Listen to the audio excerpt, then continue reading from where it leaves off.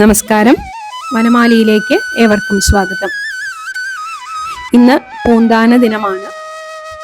നമ്മൾ വായിച്ചു വന്നിരുന്ന ശ്രീകൃഷ്ണ കർണാമൃതം കഴിഞ്ഞ 2 ആഴ്ചയായിട്ട് വായിക്കാൻ സാധിച്ചിട്ടില്ല. മഹാകുംഭമേളയിലേക്കുള്ള യാത്രയും കഴിഞ്ഞ ആഴ്ച ശിവരാത്രിയും ഒക്കെ ആയിട്ട് അതെനിക്ക് വായിക്കാൻ സാധിച്ചിട്ടില്ല. എന്തായാലും ഇന്ന് നമുക്ക് ശ്രീകൃഷ്ണ കർണാമൃതം വായിക്കാം എന്ന് ഞാൻ വിചാരിച്ചു. 111 ശ്ലോകം വരെയാണ് നമ്മൾ വായിച്ചു നിർത്തിയത്. ഇന്ന് 112ാമത്തെ ശ്ലോകം മുതൽക്ക് നമുക്ക് വായിക്കാം. പാർത്ഥനാത്മസഹോദരീ മഴകുതായി സാധ്യം വരുത്തുന്നതും കത്തും തീയതയച്ച ദുഷ്ടനയുമച്ചക്രം ദഹിക്കുന്നതും തന്നശ്രുതദേവനും മിഥിലനും മോക്ഷം കൊടുക്കുന്നതും പ്രീത്യാ നിൻചരിതങ്ങൾ നിത്യവുമഹോ ചിത്തേ ലഭിക്കേണമേ. പാർത്ഥന്, അതായത് അർജുന്, ആത്മസഹോദരീം അഴകുതായി, സ്വന്തം സഹോദരിയായ സുഭദ്രയെ അഴകുതായി സാധ്യം വരുത്തുന്നതും, ഉചിതമായി അർജുനന്റെ പത്നിയായി ലഭിക്കണം എന്ന മോഹത്തെ സാധിപ്പിച്ചതും, കത്തും തീയതയച്ച ദുഷ്ടനെയും. ഇവിടെ പൗണ്ഡ്രക വാസുദേവൻ, കൃഷ്ണന്റെ പോലെ വേഷം കെട്ടി നടന്നിരുന്ന ആ പൗണ്ഡ്രക വാസുദേവന്റെ സുഹൃത്തായിട്ടുള്ള കാശി രാജാവിനെ കൃഷ്ണൻ വധിച്ചിട്ട് ആ ശിരസ് കാശിയിൽ വീഴ്ത്തിയപ്പോൾ കാശി രാജാവിൻ്റെ പുത്രനായ സുദക്ഷിണൻ കാശി വിശ്വനാഥനെ പ്രീതിപ്പെടുത്തിയിട്ട് കൃത്യ എന്ന പേരുള്ള അഗ്നിരൂപത്തിലുള്ള ഒരു ദുർമൂർത്തിയെ കൃഷ്ണന്റെ നേർക്ക് അയച്ചു. അതിന് എതിരായിട്ട് ഭഗവാൻ സുദർശന ചക്രം പ്രയോഗിച്ചത് കണ്ട് പേടിച്ച് ആ കൃത്യ തിരിച്ചു പോയിട്ട് കാശി രാജാവിൻ്റെ പുത്രനായിട്ടുള്ള സുദക്ഷിണനെ തന്നെ ദഹിപ്പിച്ചു. അതാണ് അച്ചക്രം ദഹിക്കുന്നതും. അച്ചക്രം, അതായത് ആ ചക്രം. ചക്രം എന്ന് വെച്ചാൽ ഇവിടെ രാജ്യം എന്നാണ് അർത്ഥമാക്കുന്നത്. ആ രാജ്യം ദഹിക്കുന്നതും, അതായത് കത്തി നശിക്കുന്നതും ഭക്തന്നശ്രുതദേവനും മിഥിലനും. ഇവിടെ ഭഗവാന്റെ ഭക്തരായിട്ടുള്ള ശ്രുതദേവൻ എന്ന ബ്രാഹ്മണനും ബഹുളാശ്വൻ എന്ന മിഥിലാ രാജാവിനും മോക്ഷം കൊടുക്കുന്നതും. ഇവിടെ ഈ 2 പേരെയും ഒരേ സമയം ഭക്തജനങ്ങളോടും മുനിവൃന്ദങ്ങളോടും കൂടി ചെന്ന് സന്ദർശിച്ച് അനുഗ്രഹിച്ചു. പ്രീത്യാ നിൻചരിതങ്ങൾ നിത്യവും അഹോ ചിത്തേ ലഭിക്കേണമേ.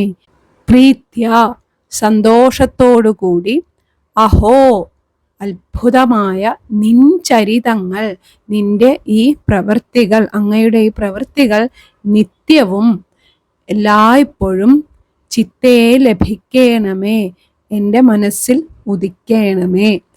അതായത്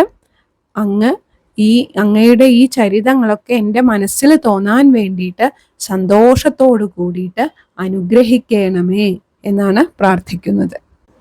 ഈ ശ്ലോകത്തില് ആദ്യത്തെ ഭാഗത്ത് പറഞ്ഞിട്ടുള്ള പൗണ്ഡ്രക വാസുദേവന്റെ സുഹൃത്തായിട്ടുള്ള കാശി രാജാവിന്റെ കഥയും കൃത്യയുടെ കഥയൊക്കെ പലരും കേട്ടിട്ടുണ്ടായിരിക്കും.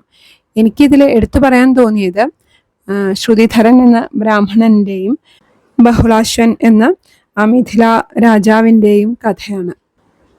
ഈ മിഥില രാജ്യത്തിൽ താമസിച്ചിരുന്ന വളരെ നിർധനായിട്ടുള്ള ശ്രുതിധരൻ എന്ന ബ്രാഹ്മണൻ സദാസമയവും ദ്വാരകാധിപതിയായ കൃഷ്ണനെ കുറിച്ച് മാത്രം ചിന്തിച്ച് അദ്ദേഹത്തെ കാണാനുള്ള മോഹത്തോടെ ജീവിക്കുന്ന ബ്രാഹ്മണനായിരുന്നു. മിഥില രാജ്യത്തെ രാജാവായിരുന്ന ബഹുളാശ്വനും സദാസമയവും വിഷ്ണു പ്രീതികരങ്ങളായിട്ടുള്ള സൽക്കർമ്മങ്ങളും വിഷ്ണു പൂജകളെല്ലാം ചെയ്ത് സദാസമയവും വിഷ്ണുവിനെ മനസ്സിൽ ധ്യാനിച്ചുകൊണ്ട് അദ്ദേഹത്തിൻ്റെ ദർശനത്തിനായി മോഹിച്ചിരിക്കുന്ന മറ്റൊരു ഭക്തനായിരുന്നു. ഈ 2 ഭക്തന്മാരെയും അനുഗ്രഹിക്കാൻ ഭഗവാൻ കൃഷ്ണൻ തീരുമാനിച്ച് മിഥിലയിലേക്ക് പുറപ്പെടുകയാണ്. മാർഗമധ്യേ പല ഋഷി വര്യന്മാരും ഭക്തജനങ്ങളും കൃഷ്ണന്റെ സാമീപ്യം ഏറ്റവും പുണ്യകരമാണല്ലോ എന്ന് കരുതി അദ്ദേഹത്തെ അനുഗമിച്ചു. കൃഷ്ണൻ മിഥിലയിൽ എത്തിയിട്ടുണ്ട് എന്ന് അറിഞ്ഞ ഉടൻ തന്നെ രണ്ടുപേർക്കും എന്തെന്നില്ലാത്ത ആനന്ദത്തോടെ തൻ്റെ നിർധനാവസ്ഥയിൽ അനുസരിച്ച് ശ്രുതിധരനും രാജകീയ പ്രൗഢിയോടെ ബഹ്ലാശ്വൻ എന്ന രാജാവും ശ്രീകൃഷ്ണനെ സ്വീകരിച്ചു. തൻ്റെ ചെറിയ ആ ഭവനത്തിലേക്ക് വരണം എന്ന് ബ്രാഹ്മണനും തൻ്റെ കൊട്ടാരത്തിലേക്ക് എഴുന്നള്ളണം എന്ന് രാജാവും ആവശ്യപ്പെട്ടു. എന്നാൽ ഭക്തവത്സരനായിട്ടുള്ള ശ്രീകൃഷ്ണൻ തൻ്റെ 2 ഭക്തരെയും ഒപ്പം തൃപ്തിപ്പെടുത്താനായിട്ട് 2 കൃഷ്ണരൂപം ധരിച്ച് അവരുടെ കൂടെ പുറപ്പെട്ടു എന്നാണ് കഥ. അദ്ദേഹം രാജകൊട്ടാരത്തിലെയും ബ്രാഹ്മണ ഗൃഹത്തിലെയും പൂജകൾ വളരെ സന്തോഷപൂർവ്വം സ്വീകരിച്ചു.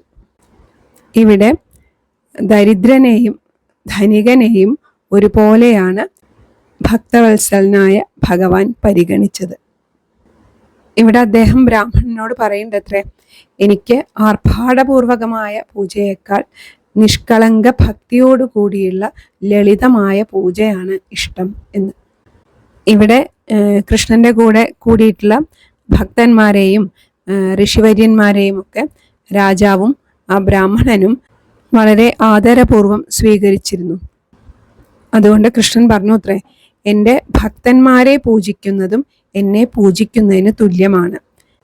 അതുകൊണ്ട് തന്നെ എൻ്റെ കൂടെ വന്നിട്ടുള്ള ഈ ഋഷീശ്വരന്മാരെയും ഭക്തജനങ്ങളെയും നിങ്ങൾ യഥോചിതം പൂജിച്ചിരിക്കുന്നത് കൊണ്ട് തന്നെ ഞാൻ ഏറ്റവും സംതൃപ്തനായിരിക്കുന്നു എന്നൊക്കെ പറഞ്ഞ് ജീവിതാവസാനം അവർക്ക് സായുജ്യം ലഭിക്കാനായി അനുഗ്രഹിച്ചു. ഇവിടെ മന്ത്രമോ തന്ത്രമോ ഒന്നുമല്ല, നിഷ്കളങ്കമായ ഭക്തിയാണ് ഒരു ഭക്തന് വേണ്ടത് എന്ന് നമുക്ക് മനസ്സിലാക്കാം. അടുത്ത ശ്ലോകം സന്താനഗോപാലം കഥയാണ് സൂചിപ്പിക്കുന്നത്. അത് അടുത്ത ദിവസം വായിക്കാം. എല്ലാവർക്കും നല്ലത് മാത്രം വരട്ടെ എന്ന പ്രാർത്ഥനയോടെ